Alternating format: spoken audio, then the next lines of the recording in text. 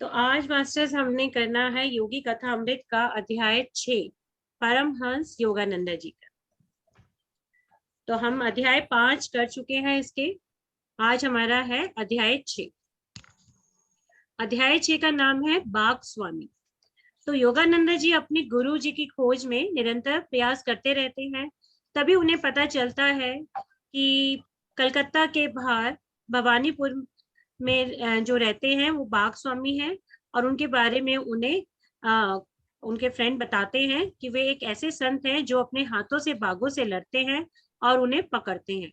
तो योगानंद जी बड़े उत्सुक हो जाते हैं कि ऐसे कौन से संत हैं जो बाघों से लड़ते हैं। बाघ तो बहुत जंगली जानवर होता है, बहुत बड़ा। बाघ तो बहुत बड़ा जंगली जानवर है और बहुत घायल भी कर सकता है। लेकिन ऐसे कौन से संत हैं जो इतने शक्तिशाली हैं और बहादुर हैं। तो बड़ी उत्सुकता पूर्वक वे अपने हाई स्कूल के मित्र चंडी के साथ उनके दर्शन के लिए जाते हैं। तो प्रेम भरी मुस्कुराहट के साथ शांति पूर्वक एक नौकर घर का दरवाजा खोलता है। उन्हें एक बरामदे में धैर्य पूर्वक प्रतीक्षा करने के लिए कहा जाता है और वहां पर बिठाया जाता है। तो योगानंद जी बताते हैं कि भारत में सत्य की खोज करने वालों के लिए अलिखित नियम है कि धैर्य रखना। तो हो सकता है कि उनकी परीक्षा ली जा रही हो कि उनके अंदर धैर्य है या नहीं है। तो यहाँ योगानंद जी धैर्य के बारे में हमें बताते हैं। तो उनकी भी परीक्षा ली गई कि वो उनको काफी देर तक वहां पर खड़े होकर बरामदे में इंतजार करना पड़ा बाग स्वामी जी से मिलने के लिए। तो लंबी प्रतीक्षा के बाद उन्हें एक शयन कक्ष में ले जाया जाता है, जहां पर योगानंद जी की भेंट बाग स्वामी यानी कि उनका नाम सोहांग स्वामी था, उनसे होती है। उनको बाग स्वामी के नाम से भी जानते थे और सोहांग स्वामी जी के नाम से। तो स्वामी जी का शरीर अत्यंत विशालकाय था।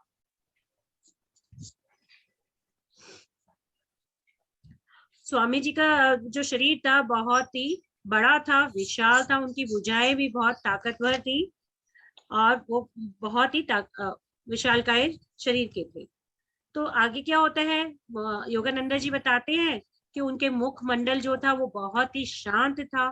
उस पे से एक शांति की झलक आ रही थी और उनकी जो काली आंखें थी वो हंस के समान थी और बाघ जैसी उनमें चमक थी। तो उनकी कमर पर बाघ की खाल लिपटी हुई थी।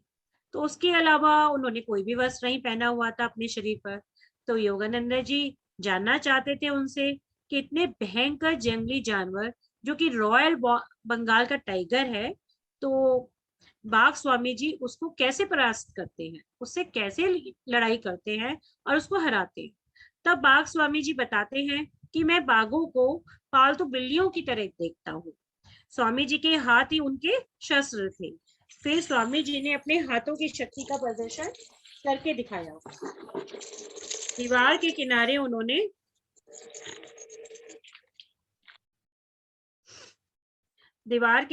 उन्होंने क्या किया, अपने हाथ से जोर से प्रहार किया और उनके हाथ से प्रहार करने पर दीवार की एक ईंट टूटकर नीचे गिर जाती है मास्टर्स। तो इतना अद्भुत दृश्य देखकर तो योगानंद जी और उनके जो दोस्त थे चंडी, वो तो हैरान रह जाते हैं कि बाघ स्वामी जी तो इतने बलशाली हैं। उनके बल को देखकर वो तो दांतों तले उंगली दबाने लग जाते हैं योगानंद जी। अरे ये कितने शक्तिशाली हैं, ये कैसे संभव है कि एक हाथ मारा और दीवार पर से ईंट निकल के बाहर आ गई। तो बाघ स्वामी बताते हैं फिर उनको कि बलिष्ठ शरीर और मजबूत मन की शक्ति से बाघ को घबराई बिल्ली में परिवर्तित किया जा सकता है और उस पर विजय भी प्राप्त की जा सकती है। बचपन से ही बाघ स्वामी जी को लड़ने का शौक था बाघों से, और लेकिन उन्होंने अपने मन रूपी मास्टर के विचारों में दृढ़ता लाकर शरीर रूपी नौका पर विजय प्राप्त कर ली थी और उनका शरीर जो था वो दुर्बल था। तो बाघ स्वामी न केवल बाघों से लड़ते थे बल्कि बाघों को के विभिन्न कर्तव्य भी दिखाने लगे। उन्होंने धीरे धीरे क्या किया, अपने जो मन रूपी मास्टर था उसके विचारों में दृढ़ता ले आए कि नहीं, मैं बहुत शक्तिशाली हूँ। अफर्मेशंस देकर, जैसे कि हम मेडिटेशन करते हैं तो हमें रात को सोने से पहले अफर्मेशंस देनी चाहिए। आई एम पावरफुल, ठीक है, आई एम हेल्दी। ऐसे ही उन्होंने भी अपने मन को मन में विचार किया कि मैं बहुत शक्तिशाली हूँ। वो पहले शरीर से बहुत दुर्बल थे। तो ऐसे विचारों की अफर्मेशंस करने से उनके विचार जो है वो दृढ़ हो गया, और जो शरीर रूपी जो नौकर था उस पे उनके मन ने विजय प्राप्त कर ली, और वो बाघों से दिन प्रतिदिन लड़ने लगे, युद्ध करने लगे, और लोगों को बाघों के करतब दिखाने लगे। तो वे बाघ जैसे जंगली जानवर को एक पालतू जानवर की तरह व्यवहार करता हुआ दिखाने लगे। तो एक बार बाघ स्वामी जी के पिताजी उनके पास आते हैं और चिंतित स्वर में कहते हैं कि आज मैं ध्यान कर रहा था तो एक संत मेरे ध्यान में आए और उन्होंने मुझे संदेश दिया, तुम्हें देने के लिए कहा कि पशु साम्राज्य में तुम्हारे प्रति विद्रोह पनप रहा है, अतः अपनी इन विरोधी गतिविधियों को तुम बंद कर दो, अन्यथा तुम्हारा बाघ के साथ सामना एक घातक घाव के रूप में होगा। यानी कि वो बाघों से लड़ाई करते थे तो बाघ जो है उस युद्ध में मर जाते थे। तो क्या हो रहा है, पशु साम्राज्य के अंदर उनके प्रति विद्रोह की भावना जो है संदेश जा रहा है, तो उसका सामना उनको उनके लिए घातक रहेगा, और उसको उन्हें जूझना पड़ेगा। 6 महीनों तक उन्हें एक मरणासन बीमारी से जूझना पड़ेगा। उसके बाद तुम उस रास्ते को बदलकर सन्यासियों के पथ पर अग्रसर हो जाओगे। तो ऐसा उन संत ने कहा, लेकिन बाघ स्वामी ने अपने पिताजी की चेतावनी की ओर बिल्कुल भी ध्यान नहीं दिया। और फिर कुछ समय के पश्चात बाघ स्वामी कूच बिहार की राजधानी चले गए। वहां पर लोगों की भीड़ लगी हुई थी, उनका पीछा करती रहती थी, क्योंकि उस सभी बाघ स्वामी तो बहुत फेमस थे सब जगह। तो उन्हें पता था वहां के लोगों को कि ये बाघ स्वामी है, बाघों से लड़ाई करते हैं। तो उनको देखकर लोग आपस में फुसफुसाहट करने लग गए, अरे ये तो वही बाघ स्वामी है, ये वही बलशाली व्यक्ति है जो बाघों से बड़ी बलता के साथ लड़ता है और उनको धराशायी कर देता है। तो क्या होता है मास्टर्स, पूरे शहर में कुछ ही घंटों में खलबली सी मच जाती है कि बाघ स्वामी जो है शहर में उपस्थित हैं, वो आए हुए हैं। तो उसी शाम क्या होता है, बाघ स्वामी के पास लंबे कद के पगड़ी पहने हुए पुलिस वालों का एक दल आता है और संदेश देते हैं कि कूच बिहार के जो युवराज हैं उन्होंने कल सुबह अपने महल में बाघ स्वामी जी को आमंत्रित किया है। तो दूसरे दिन क्या होता है, सुबह 4 घोड़े वाली शाही बग्घी में बाघ स्वामी जी को राजमहल में बिठाकर लेके जाया जाता है, और उनको धूप से बचाने के लिए एक नौकर राजसी छाता बाघ स्वामी के सिर के ऊपर पकड़कर खड़ा रहता है। तो बाघ स्वामी जी तो बड़े ही खुश होते हैं, अरे वाह, मेरे तो दिन ही पलट गए, मेरे को तो राजकुमार ने आमंत्रित किया है मिलने के लिए, और वो भी राजसी बाघ शाही बग्घी भेजी है मेरे लिए, कितना स्वागत हो रहा है मेरा तो बड़ा नाम और फेम हो रहा है। तब बाघ स्वामी जी की जब जंगल से बाहर की ओर की यात्रा थी वो बड़ी सुखद होती है, उन्हें बड़े सुख की अनुभूति हो रही होती है मास्टर्स। तो राजमहल के द्वार पर स्वयं युवराज उनका स्वागत करने आए थे। उन्हें बड़े आदर पूर्वक वो राजभवन के अंदर ले जाते हैं और वहां पर बिठाते हैं। तभी युवराज बाघ स्वामी जी को चुनौती देते हैं कि उन्हें बाघ राजा बेगम के साथ लड़ना हो। बाघ राजा बेगम जो था वो वहां के युवराज के पास एक पालतू जानवर था, और वो बहुत ही बलशाली था, उसका नाम बाघ राजा बेगम था। तो यदि बाघ स्वामी सफलतापूर्वक बाघ राजा बेगम को बेड़ियों में कैद कर पाते हैं तो उन्हें हजारों रुपए और अन्य पुरस्कारों से पुरस्कृत किया जाएगा मास्टर्स। और नहीं कर पाते हैं और वो लड़ने के लिए अगर इनकार करते हैं तो युवराज कहते हैं कि उन्हें पूरे शहर में एक पाखंडी की तरह वो घोषित कर देंगे कि वो एक पाखंडी है। तो ऐसा सुनकर स्वामी जी को जो है गुस्सा तो बहुत आता है उनकी बातों पे कि ये तो जबरदस्ती हो गई भाई, मुझे लड़ना ही पड़ेगा, मैं नहीं भी चाहता तो भी मुझे लड़ना पड़ेगा। लेकिन फिर ठीक है। और उनको याद आ जाता है कि रोम के राजाओं की भी याद आ जाती है, रोम साम्राज्य में भी ऐसा ही होता था। वहां पर ईसाइयों को हिंसक पशुओं से लड़ाने में रोम के राजाओं को बड़ा आनंद की अनुभूति होती। इसी तरह से ये युवराज भी ऐसा ही करना चाह रहे थे बाघ स्वामी के साथ, उनको लड़ाना चाह रहे थे बाघ राजा बेगम के साथ। तो बाघ स्वामी ने ना चाहते हुए भी गुस्से में इस द्वंद्व युद्ध के लिए हाँ कर दी। तो यह 1 सप्ताह के बाद युद्ध होगा, ये ऐसी घोषणा की गई पूरे नगर में। पूरे नगर में खलबली मच गई, लोग टिकट लेने के लिए पहुंच गए कि और इतनी लाइनें, लंबी लंबी लाइनें लगने लग गई सुबह से लेकर रात तक उस द्वंद्व युद्ध को देखने के लिए, कि पूरे दिन लाइनें ही लगी रहती थी, तांता ही लगा रहता था लोगों का। अब आखिरकार वो एक दिन भी आ गया लड़ाई का जिस दिन युद्ध होना था। और इस बीच क्या हुआ, युवराज ने युद्ध के लिए एक विशाल तंबू का निर्माण करवाया, जिसमें हजारों लोग समा सकते थे, क्योंकि इतनी सारी टिकटें बिकी थी। तो सभी लोग उत्सुक थे उनके बल को देखने के लिए, बाघ स्वामी जी के, कि वो किस प्रकार से बाघ राजा बेगम को हराते हैं द्वंद्व युद्ध में, और के उनके बल को देखने के लिए सभी बड़े उत्सुक थे। तो इसके केंद्र में राजा बेगम का पिंजरा बनाया गया था। उस जो विशाल तंबू था ना, उसके बीचों बीच जो बाघ राजा बेगम था उसका पिंजरा बनाया गया था। और उसे रोज एक हफ्ते तक बहुत ही कम मात्रा में भोजन दिया जा रहा था मास्टर्स, ताकि उसकी भूख बढ़ती चली जाए और वो और ज्यादा खूंखार होता जा रहा था, क्योंकि भूख बढ़ती जा रही थी, उसे भरपेट भोजन नहीं मिल रहा था।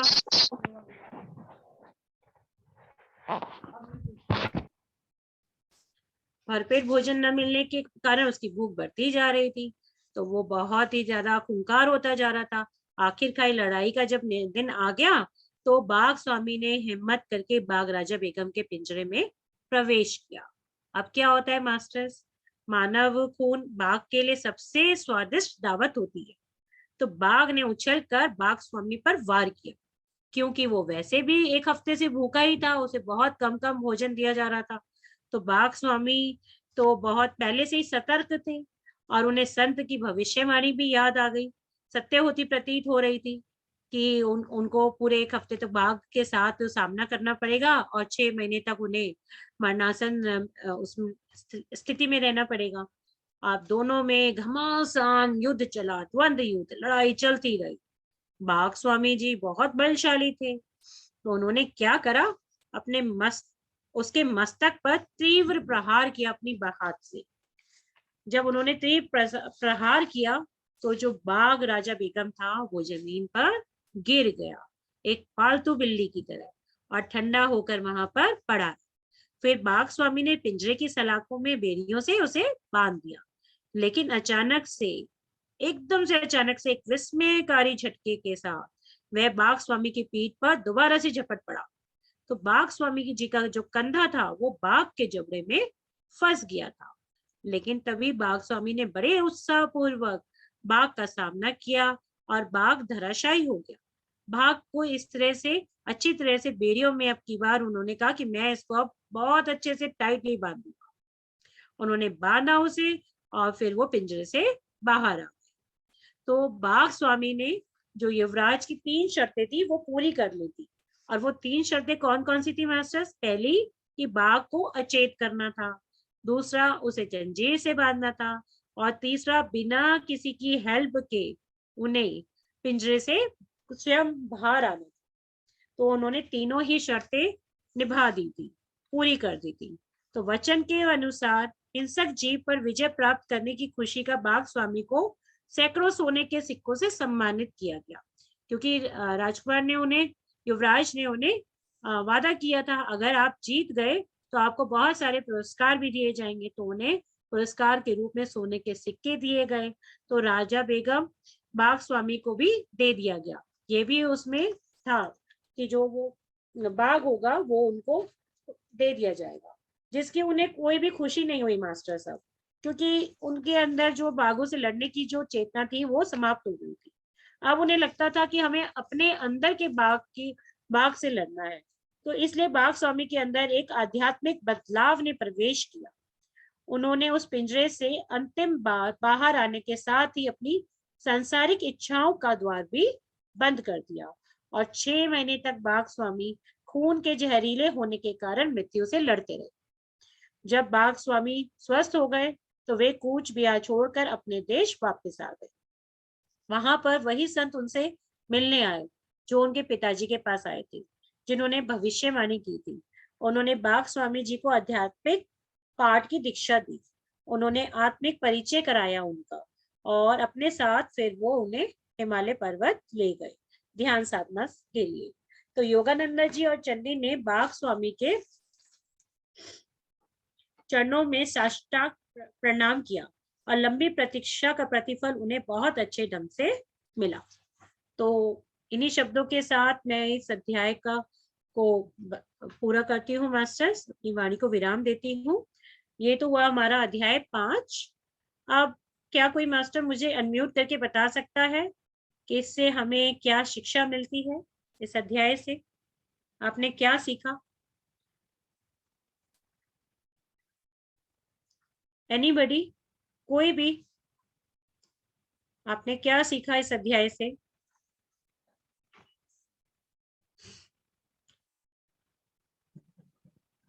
अहिंसा के लिए। हाँ जी, बोलिए। एक तो अहिंसा।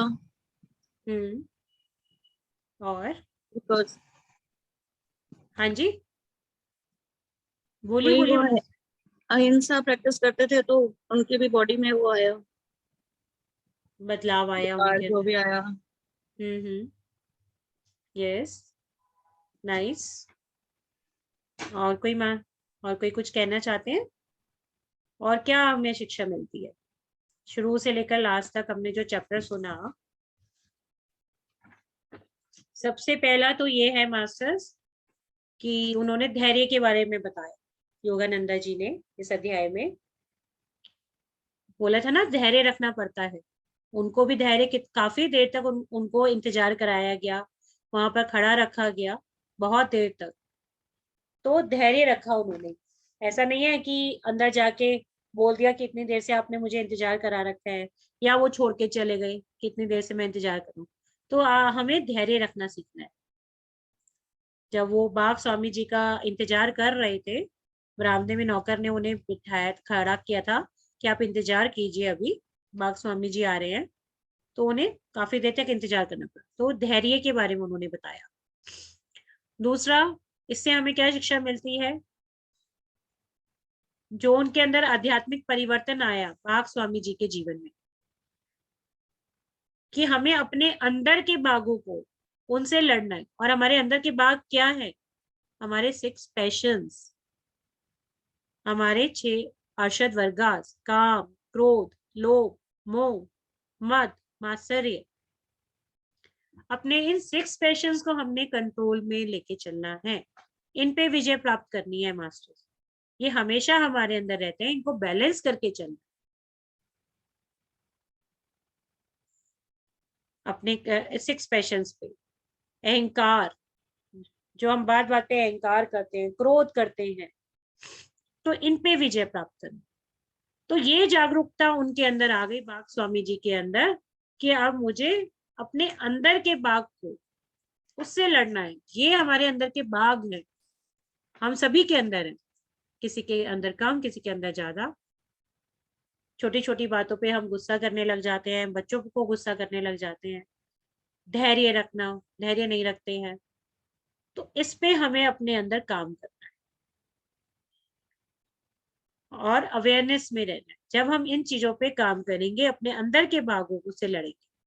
बाहर के बाघों से लड़ने की बजाय अंदर भीतर, अपने भीतर एनालाइज कीजिए अपने आप को कि हमारे अंदर क्या है, क्या हमारे 6 पैशंस हैं जो हमें आगे बढ़ने से रोक रहे हैं। ये हमारे आध्यात्मिकता में हमारी ग्रोथ को भी रोकते हैं। और अगर हम इन पे विजय प्राप्त कर लेते हैं, तो हमारी आध्यात्मिकता में प्रगति भी बहुत फास्ट होनी शुरू हो जाती है मास्टर्स। ठीक है, तो ये था लेसन इस अध्याय का। नेक्स्ट टाइम हम नेक्स्ट चैप्टर करेंगे, अध्याय 7। इसका पीडीएफ ग्रुप में मैं दोबारा से शेयर कर दूंगी, तो आप लोग उसको रीड कर सकते हैं। और बेहतर होगा अगर इस बुक को आप परचेज कर लेंगे, अमेजोन से मंगाएंगे, फिजिकली पढ़ेंगे, 5 मिनट मेडिटेशन करके मास्टर की एनर्जी के साथ कनेक्ट होके फिर इस अध्याय को पढ़ेंगे, तो आपको और अच्छे से समझ आएगा। Thank you masters. किसी का कोई प्रश्न है तो आप पूछ सकते हैं। You can unmute yourself. हाँ जी आंचल जी, प्लीज। मैम, जो अभी आपने बोला बुक पढ़ने के लिए मास्टर हाँ, की एनर्जी से कनेक्ट होने, तो वो प्रोसेस क्या है? वो प्रोसेस यही है, जब भी आप कोई बुक पढ़ते हैं, जी 5 मिनट कम से कम मेडिटेशन कीजिए। मेडिटेशन में मास्टर्स से रिक्वेस्ट कीजिए कि मैं आपकी एनर्जीज के साथ कनेक्ट होना चाहती हूँ। और जब आप मेडिटेशन करके जब आप उस अध्याय को पढ़ेंगे, बुक को पढ़ेंगे, तो आपको कुछ ना कुछ एक्सपीरियंसेस जरूर आएंगे और कुछ ना कुछ आपको मतलब अपने आप ही रियलाइज हो। मास्टर्स आपके फियर्स होंगे, वो रिलीज होंगे, कुछ ना कुछ जरूर आपको होगा। अब जैसे मैं अपना एक्सपीरियंस शेयर कर सकती हूँ, मेरी मास्टर मेरी लाइफ मैंने फर्स्ट टाइम पढ़ी थी, तो मैं मेडिटेशन करके जब उसको करती थी तो मेरा भी फियर रिलीज हुआ था। तो हम मास्टर की कनेक्टिविटी, मास्टर के साथ कनेक्ट हो जाते, कनेक्टिविटी फील होती है, तो उससे आपको बेनिफिट मिलेगा। ये बुक मैं पढ़ चुकी हूँ काफी साल पहले जी, मतलब बहुत साल हो गए, अभी भी मेरे पास पड़ी होगी।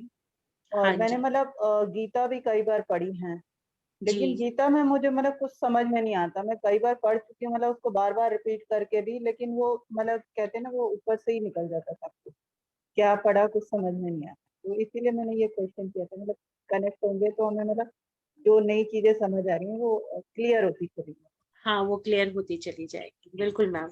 मास्टर मैम बुक है आपके पास तो बहुत अच्छा है, आप उसको बुक में से पढ़ेंगे ना तो आपको और बिल्कुल क्लियर हो जाएगा। स्वाध्याय यहाँ पर सुनने से बिल्कुल सिंपल लैंग्वेज में आपने सुना, तो जो पॉइंट्स उस वक्त रह गए थे, आप जितनी बार इस बुक को पढ़ेंगे ना, हर बार कुछ ना कुछ नया विजडम आपको मिलेगा, और उसको आप जब अपनी लाइफ में आत्मसार करेंगे तो तब देखिए आपकी स्पिरिचुअल ग्रोथ क्या होती है। हाँ जी, और हाँ जी बोलिए मास्टर, आपने हैंड रेज किया, Garima ji. Yes ma'am. Ma'am मुझे कोई क्वेश्चन तो नहीं है, मैं 1 साल से तो मेडिटेशन में जुड़ी हुई हूँ, तो लेकिन बस एक्सपीरियंस ही है जो शेयर करना चाहती हूँ आंचल जी से। जैसा आपने बोला ना मैम, आपने योगी कथामृत अगर इसके पहले पढ़ी थी तब आपको समझ में आई थी क्या?